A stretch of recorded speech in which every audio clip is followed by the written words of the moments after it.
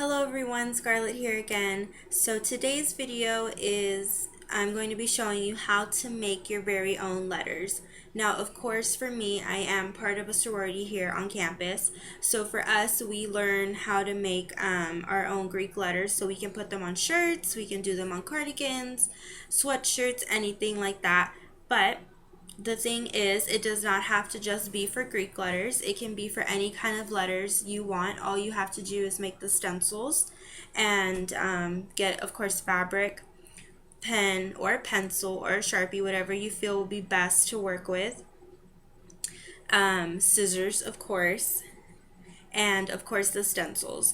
Now for me, I do not actually have my stencils because I passed them down, but I do have my fabric. See, and it's a pretty pattern.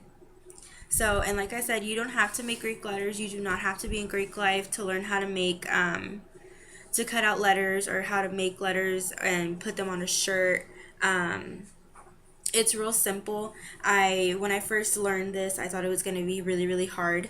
So I actually do have a shirt that I have pre-made. So as you can see, the letters look they're very simple and they're very easy to get done. So what I'm going to do is I'm going to walk you through step by step of what you need to do. So since I don't have my stencils, I'm going to be freehanding my Greek letters off of this shirt. So hopefully they come out okay, and if they don't, that's fine. I do have extra fabric, and that's always the best tool to have is extra fabric, just in case you mess up or you don't like the fabric the way it looks on the shirt or anything like that.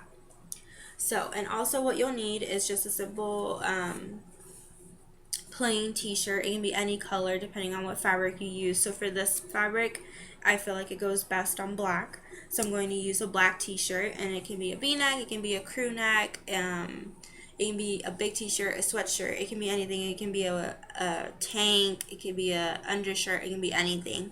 So this will be put aside for now. So what you'll do is you'll take your fabric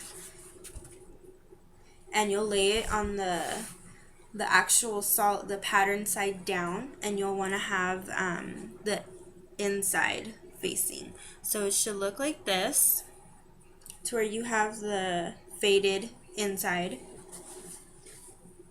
And I'm so sorry if you cannot see me. I am trying. So I will angle down. So as you can see, I have my pattern. Now, this will be a little tricky for me to freehand, but I will be getting a pencil.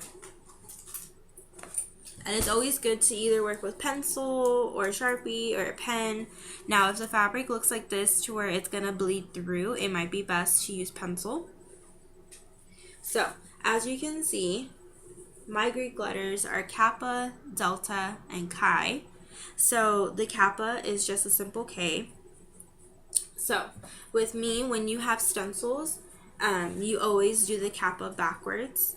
So we are going to try my best to trace my Kappa. So hopefully you can see this, and you just start.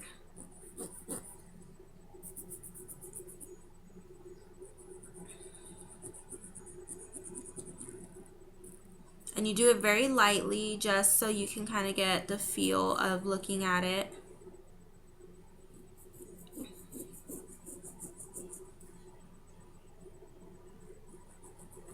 And some stencils are different, some are the same.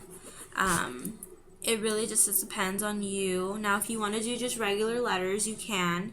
Like I said, you do not have to be in Greek life to learn how to make your own shirts. If you want to put your name on a shirt or anything like that, and you don't want to like go and pay for those iron-on letters, this has been like the best thing ever. All you really need is like to get cardboard, and then you can trace out your letters, and then you're on the road. You're good to go. Now my Kappa is, I always feel like the Kappa is the hardest because of the fact that it has so many weird angles, and you know, it can come out funky on one side, but it's very light, and I know you can't see it, but my kappa is right here in this area.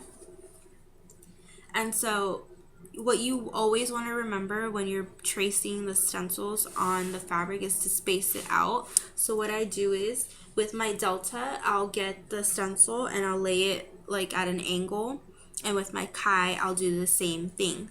So I wish I did have my stencils to show you how I actually trace them and then cut them, but unfortunately I passed down my stencils.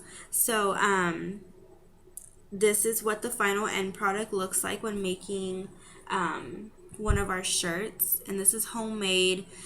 This is actually cost efficient because the fabric at the most is like $2, depending on how much you get, and then the fabric glue or this iron-on, it really just depends. And then of course what we use to outline it is puffy paint, and then I do believe the most expensive thing might be the shirt, depending on where you get the shirt. At Walmart they can be $5 or $6 or even $7. So that is my mini how-to on how to make your own stencils.